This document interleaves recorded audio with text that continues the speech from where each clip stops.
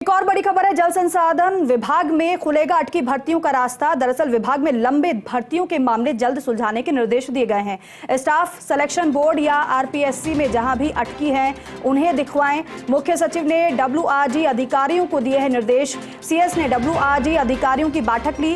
पेयजल प्रबंधन से के जुड़े कामों को तय समय पर करने के निर्देश दिए गए हैं। सीएस ने कहा है कि ऐसा सिस्टम तैयार करें ताकि समय पर हो सके काम।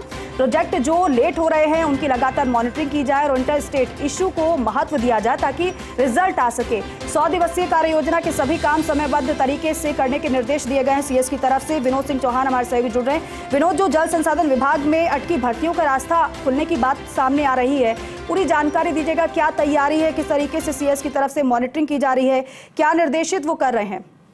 जी देखिए, अब तक जल संसाधन विभाग में जो अटके काम थे उनको लेके बार बार अधिकारी और इंजीनियर यही कहते थे कि साहब स्टाफ की कमी है, काम इसलिए डिले हो रहे हैं। जब एसीएस ने पिछले दिनों मीटिंग ली थी तो खुलासा हुआ था कि 3 बड़े प्रोजेक्ट जो है वो 3-3 साल डिले चल रहे हैं। उसमें भी यही सामने आया कि साहब मौके पे किसको भेजा जाए, इंजीनियरों की कमी है, काम कैसे दिखवाया जाए। आज सीएस ने जो पहली बैठक की है जल संसाधन विभाग की, ईआरसीपी के समझौते के बाद जो एमओयू हुआ है उसके बाद पहली बैठक में ईआरसीपी को लेके तो खुलकर चर्चा हुई।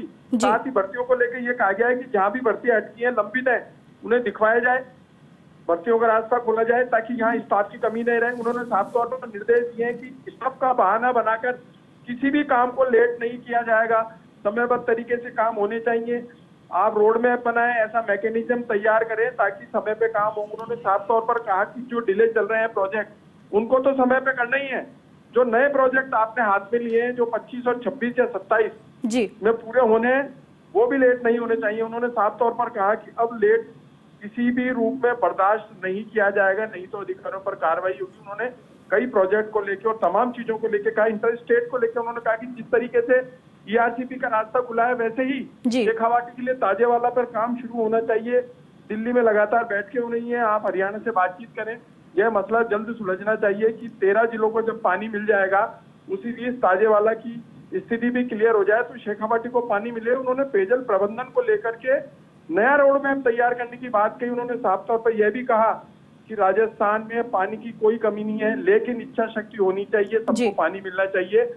ऐसे में भर्तियों का रास्ता खुले, पूरी स्टाफ हो, स्टाफ अपना समयबद्ध तरीके से काम करे तो स्ट्रीमलाइन हो जाएगा पूरा विभाग। उन्होंने कई बातों को लेकर निर्देशित किया। उन्होंने कहा कि 100 दिवसीय कार्य योजना जो है, जिस 100 दिवसीय कार्य योजना में जो आपने प्रोजेक्ट शामिल करे हैं या जो काम शामिल करे हैं वो तय समय पे होने चाहिए और जनता को लाभ मिलना चाहिए।